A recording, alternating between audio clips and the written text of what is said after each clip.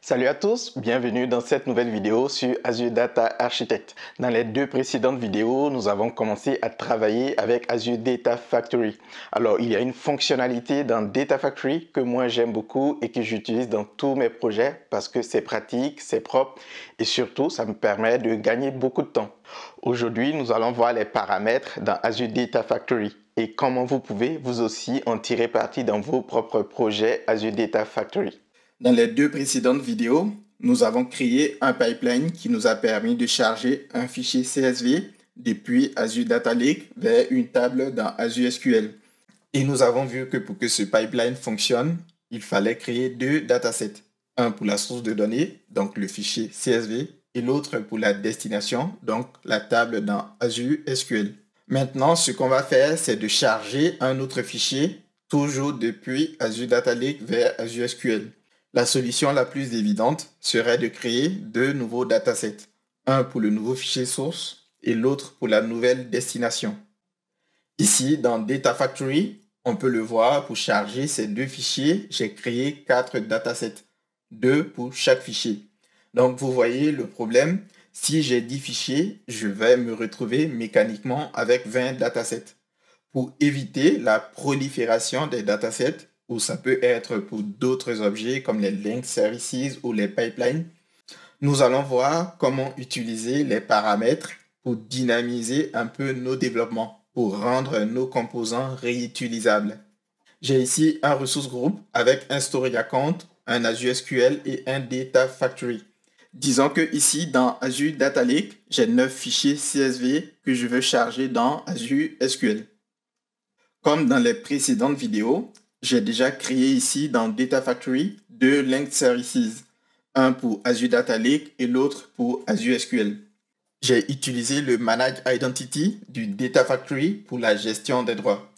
Je vous renvoie à la précédente vidéo si vous ne savez pas ce que sont les Manage Identities. Maintenant, pour la source de données, au lieu de créer un dataset par fichier CSV, je vais créer un dataset générique que je vais appeler CSV Dataset.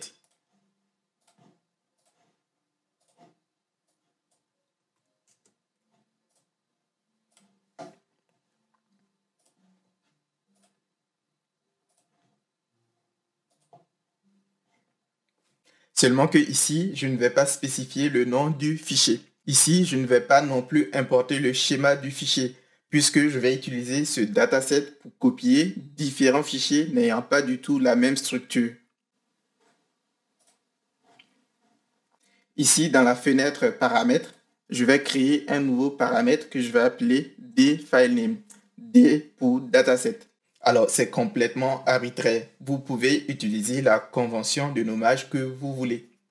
Puis, de retour ici, à la place de FileName, je vais faire appel à mon paramètre dFileName, ce qui permettra de passer le nom du fichier plus tard au moment de l'utilisation du dataset. Pour la table SQL, on va faire pareil. Je vais créer un nouveau dataset de type Azure SQL.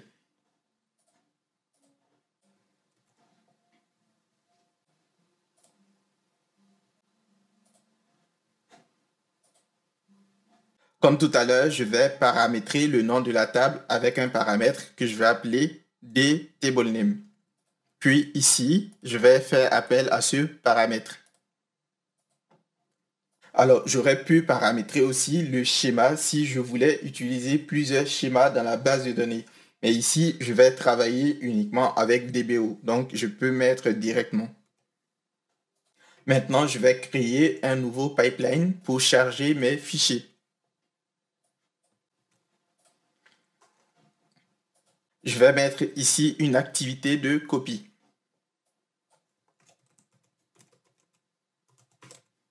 Au niveau de la source de données, je vais sélectionner le dataset CSV que j'ai créé précédemment. Et vous voyez ici, il me demande la valeur du paramètre dFileName. Pour cela, je vais aller dans Azure Data Lake et on va dire que je suis en train de charger le fichier des produits. Et donc, je vais copier le nom du fichier ici, que je viens coller ici. Au niveau de la destination, je vais utiliser le dataset SQL. Et ici, on va dire que ma table va s'appeler Product. Ici, je vais activer l'option Auto Create, ce qui permettra de créer la table à l'exécution. Je peux ici dupliquer cette activité de copie. Et cette fois, on va dire que je suis en train de charger le fichier des clients.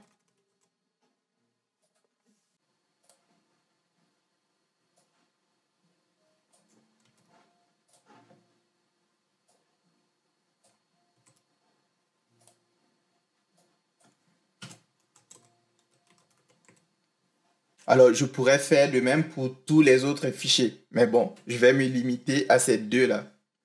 Maintenant, je vais exécuter tout ça pour voir ce que ça donne. Tout semble OK. Et ici, dans Azure Data Studio, en faisant un refresh, je vais retrouver les tables. Et maintenant, je peux faire un select sur la table des produits et je vois que j'ai bien les données.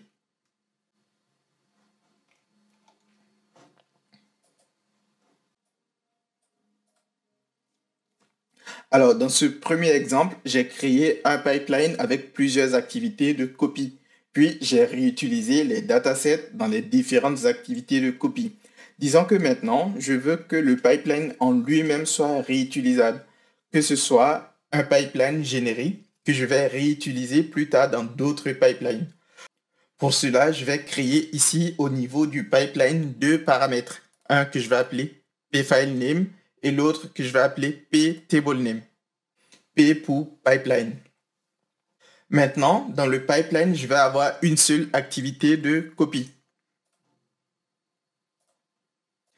Ce qui veut dire que le pipeline va charger un fichier à la fois.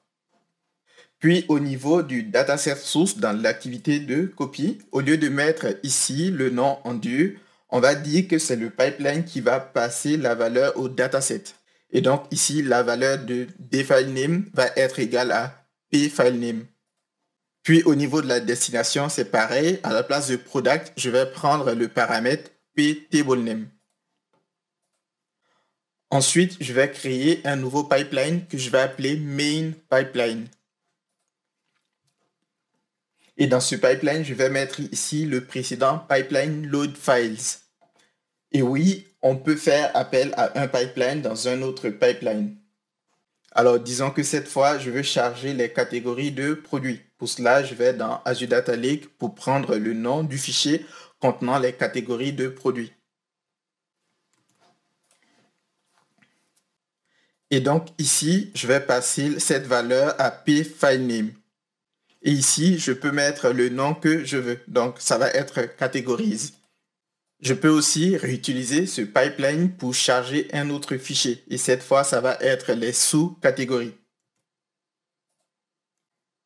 Tout semble OK. Je peux exécuter tout ça pour voir si ça fonctionne.